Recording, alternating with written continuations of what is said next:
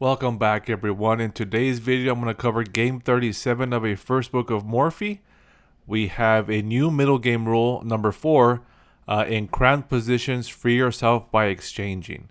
We have Paul Morphy with the black pieces, and the white pieces we have H. La Roche with the birds opening. So let's get to the moves. Again, we have f4. Here the author just notes controls e5 in the center, and in many games is a prelude to a kingside attack, but it does not aid in development. So let's go to the next moves. I guess this turns into like a French defense.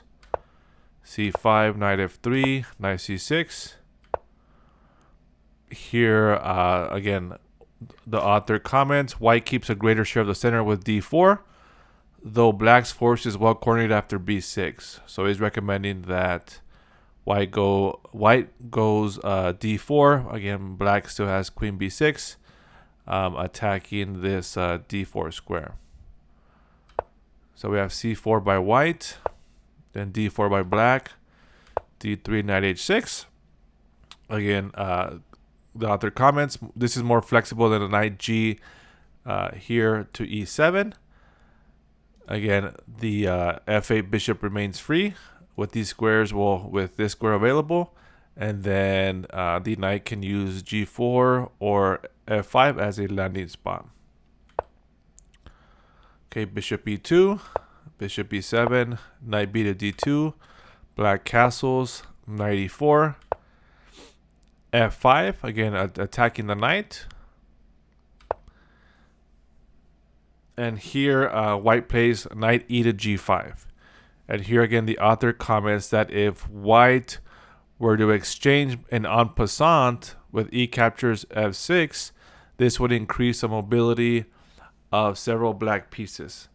Instead, black has to make the effort to untangle his pieces through trades. So now let's see what happens if white captures. Right, we have this position. Let's say if, white wants to trade pieces, and then again this is this pretty much just frees up black's position. It lessens the cramp for black. Again, with this move, notice how now the pawns are kind of blocking black's pieces. They have less squares to move to.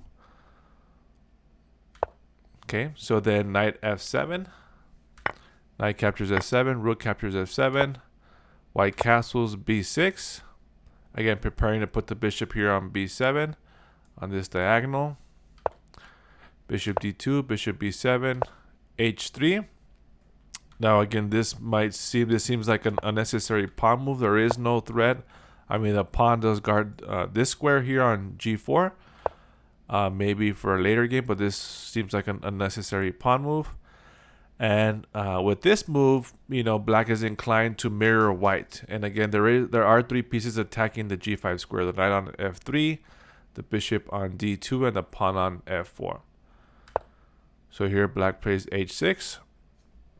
And here the author comments, with the center closed, both players look to the king side for maneuvering room.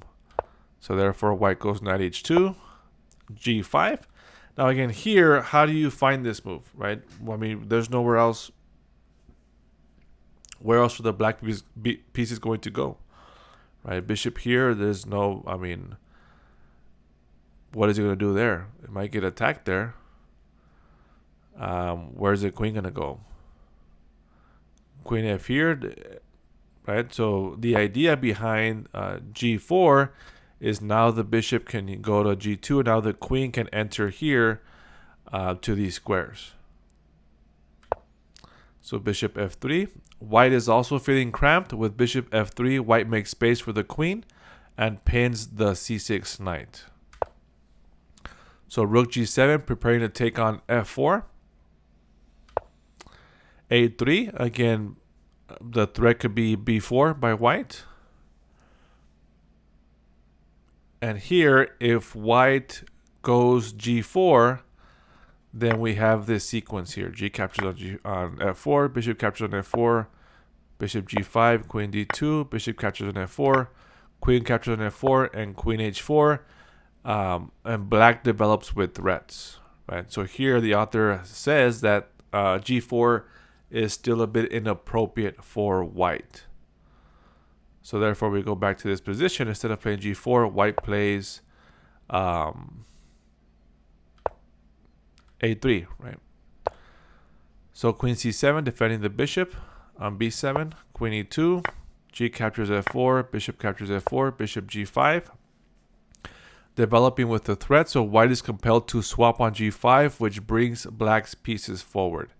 And again, the author says the same thing, right? This is something that he said previously, that in an even trade, the player in which the position in which the pieces come forward, in this case, black's rook comes forward with rook captures on g5, wins, is better off in the exchange.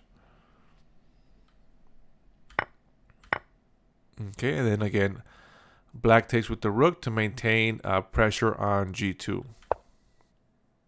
Okay, rook a to e1, king h7, preparing rook a to g8, king h1 getting out of the pin, rook a to g8. Now again, there's two attackers here, and then there's only one defender. So how do you defend it? You can go rook to g1 or rook to f2. Knight e7, moving the knight to the king side where black has a space advantage. So now bishop captures on b7. And here, with this exchange, black's queen gains mobility and coordination, because now the queen is going to recapture and get on this diagonal. White could have played a waiting move and let black capture the bishop. So for example, b4 by white. Now black captures the bishop, then knight captures on f3, and now the white develops with the threat here on the rook. Okay, instead queen captures, queen f3, queen c7. Black does not want to trade. Again, black sees the white pieces are stuffed in the corner. Again, here the knight is blocked. It has nowhere to go, or it has to go backwards, right? So black declines this exchange. g4, again, which opens the diagonal. Knight g6, queen e2, knight h4, knight f3, queen b7, again pinning the knight to the white king. So the king h2 gets out of the pin. And now here the author comments, black's pieces have mobilized and coordinated as well as they could, and now black cashes in his superior development for an extra pawn in a simplified position while maintaining his advantage in piece activity. So here, black is going to win a pawn. He's going to use all his advantage, space advantage, to win a pawn. And now you have to see the sequence in order for you to win a pawn here. So you have to see knight captures on f3, queen captures on f3, then queen captures on f3, rook captures on f3, then f pawn captures on g4. Now if the h pawn recaptures, then we just take and we win the pawn. Okay, so this is what happens in the game. Now here, white plays rook f6. Maybe you didn't visualize that. This is an option, a resource that white has. And the author says about this move that this is a better move than recapturing with the h pawn. In an endgame with rooks, a rook must be active at almost any cost. So rook h5. The primary function of a rook in a rook ending is to capture things. If the rook cannot capture something, it should threaten to capture something. So rook captures e6, rook captures h3 check, king g2, rook captures d3, rook f1. Now again here, I get that you want to have your rook behind a passed pawn, but black can just play rook e3 and trade off the rooks, right? If you trade, and now you have two passed pawns, which is not good for white. So white goes rook f1, g3. Again, the author has this saying, passed pawns must be pushed.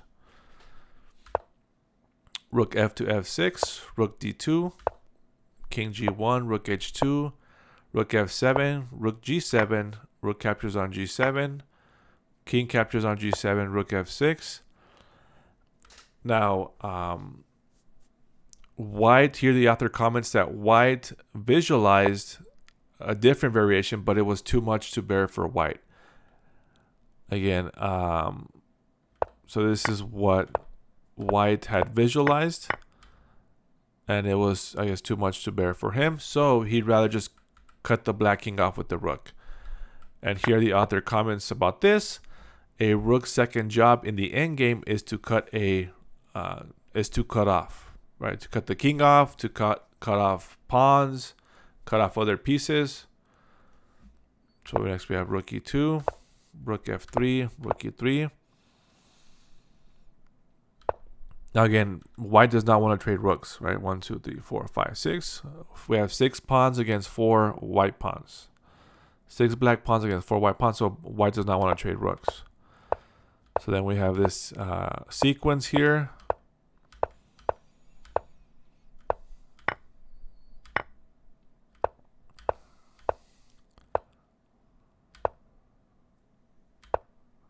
Okay, and here at some point, I forgot, I think here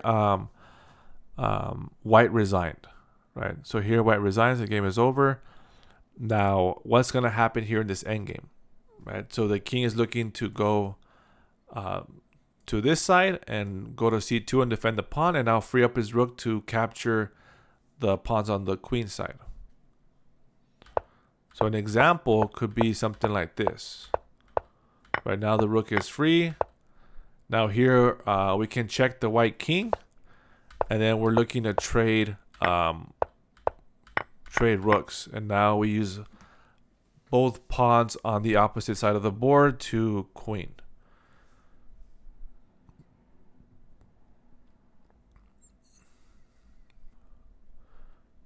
So again, let's recap the game.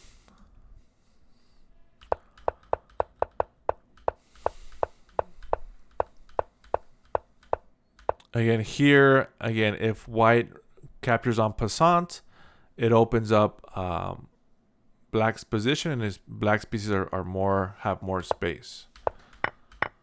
So white trades. Now notice again on some of these captures, right? One interesting detail, right? Most of these captures, white initiates the captures. So if you have a situation where you can capture and your opponent can capture, again, unless you see a real benefit with you starting the capture, try to wait for your opponent to capture so you can get an extra move in. Right here, white initiates the capture. This benefits black.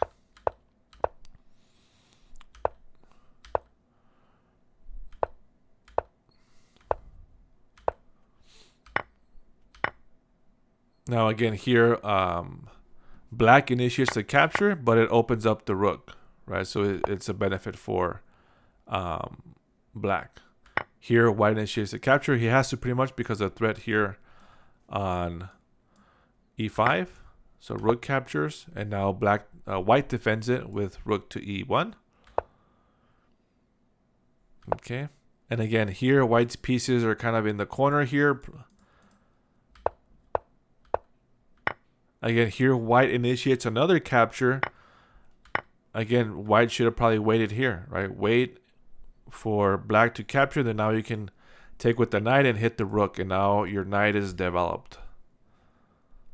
So again, these little details that that make a difference when it happens multiple times in the game. Now again, here opening up the position, I'm not sure if it's such a good idea, right? Because you're pretty much, black has more space on the king side, so you're just asking to get checkmated here, right? So maybe a more defensive move, or get your knight out of the way.